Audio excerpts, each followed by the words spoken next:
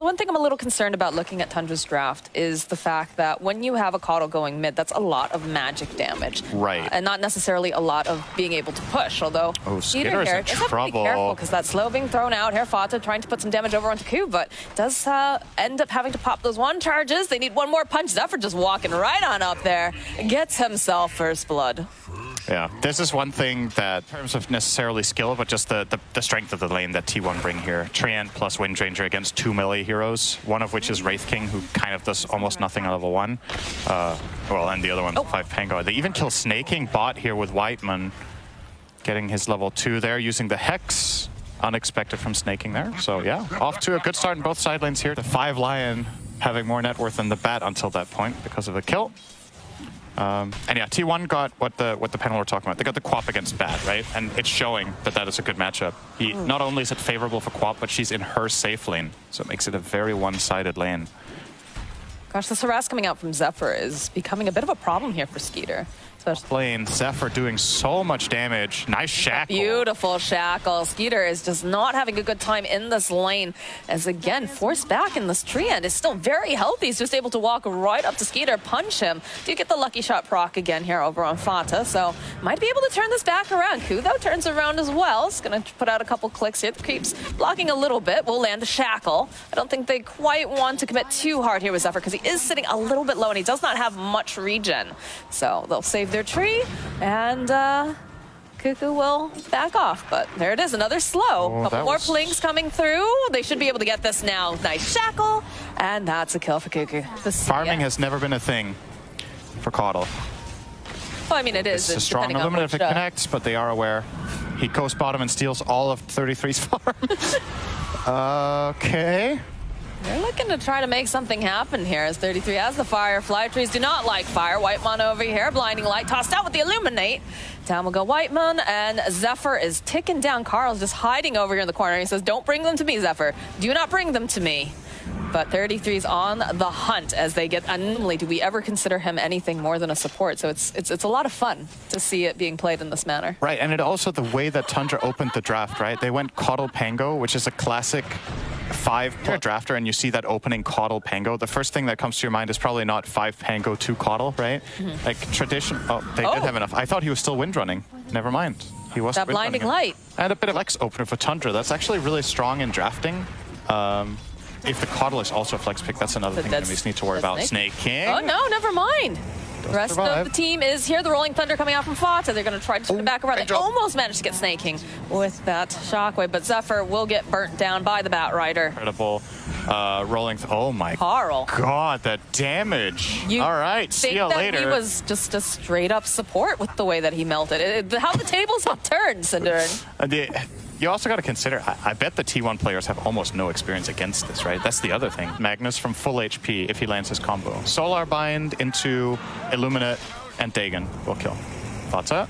Fata still taking plenty of damage. He's not even going to be able to land it. Cuckoo slaughters him. He'll follow up with that Ravage, but they will find the kill on Cuckoo. Whitemon now running away. They don't have anything to cancel the TP. Do they have enough damage, though? Coddle, you could imagine a build that started in a different way than this. But he has opted for it this time. 33, if he gets a lasso here, we'll see 33 Savage actually die from full HP right now. 33 is just going right over, finds himself nice go use the overgrowth by a bit more time. Looking possibly to use the RP. They will use it, but the blinding light coming through here from 9. They'll turn back around. They got the lasso, but they managed to get the finger kill, and 23 Savage falls. Whitemon to fall as well. As Fata is rolling around here, trying to set up 4-9. There's out that Solar Bind, and they finish off with the double kill. At the tower.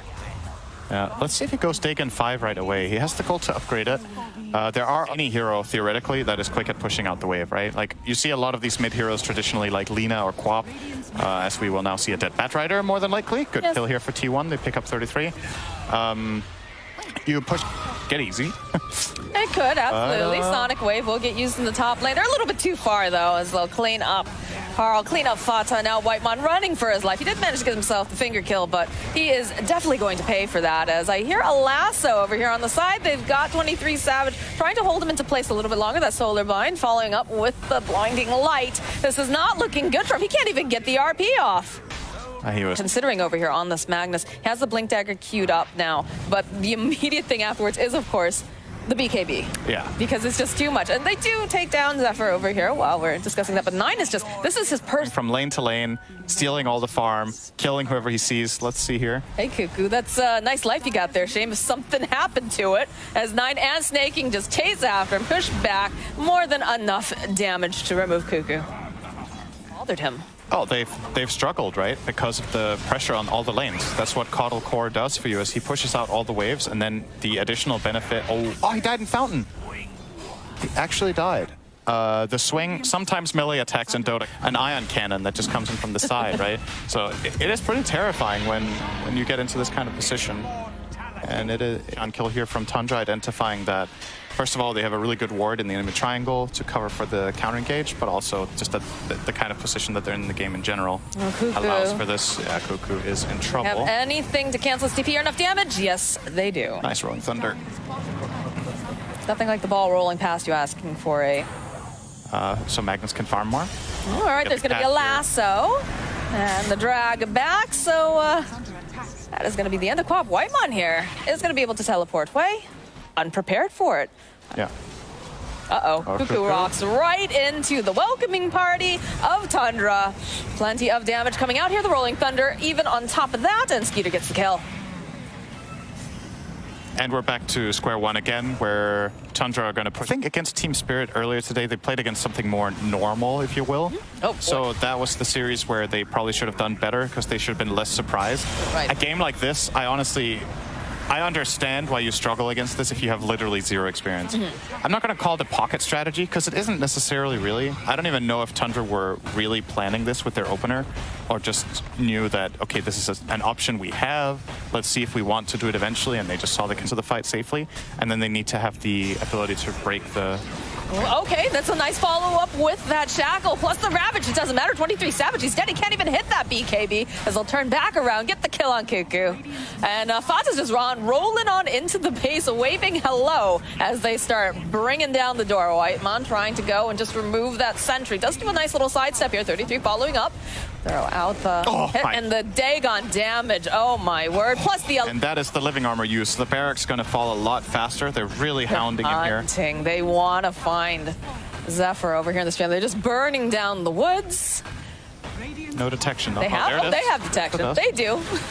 They're going to chase him all the way back into his base, and they still manage to get the kill. Tundra is just running non-stop over at T1, who just were unprepared for the strategy. Carl now needs to be very, very careful. The stun connects. So they have the Dagger. They're more than enough damage, and that time it's going to be 33. Who gets... You can go from a...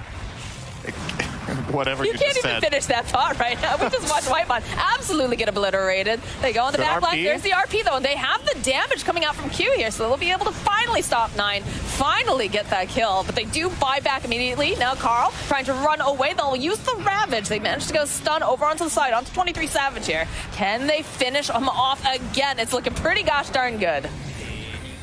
Down he goes. And Skeeter just marches right on into the base, starts whacking away at the tower. He's got the rest of the team right behind him. 9 already looking for the opening. The hit back, Illuminate off to the side. Doesn't quite connect, but this is still looking like a dead Cuckoo, and indeed it is. So this living armor desperately trying to protect the tower. Wind Ranger buying back, wants to be a part of this fight. They're not happy about this. As you can hear, there's a lasso. This is not looking good now, as Carl is the next one to fall. They would love to get their hands on Cuckoo as well, although they go skewered right back. 27 doing everything they can. They do manage to take down 33. And they punish for going just a little bit too far, but they will end up losing Cuckoo. The other heroes just have very low cooldowns all the time. Wraith King, Pango, and Coddle are just good to go. They just want to fight non-stop. And when you're this far ahead on a hero like Keeper of the Light, you can just spam out your spells and the Dagon whenever you want. You can compensate for the fact that you have a key cooldown, as well as Flame Breaks, Swashbuckles. Line Dota, Cinder. This is the way of the future. Last patch was all Circle Dota. This is all going to be Line Dota. That is true. We have evolved. We have just indeed. Like Coddle. To our final form, 23 Savage trying to just get this kill on Snaking. It's not quite successful here. Silence does get thrown out over on Skeeter. 9 has that Aegis. They're just trying to run this little piggy home, and he's trying to duke around, but Zephyr runs right into the illusions. That's another kill now for 9. They do have buyback on the Treant, not on this Lion, though, as Tundra's just marching right down on into the base. Gonna get a little nice D-ward along the way. And it's funny to watch. The team is actually split up. Perhaps they can make something happen, but they still just are struggling over on the side of This T1. non-stop Savage poke. just immediately dragged back. They have the lasso. They have the damage coming out from the Keeper of the Light. They'll go for the overgrowth, just trying to get anything that they possibly can. They do manage to take down 33. They use the Sonic Wave. They'll take down Carl, though. The GGs just get dropped. They've had enough of this, dare I say it, shellacking. Absolutely done. They got flat out just got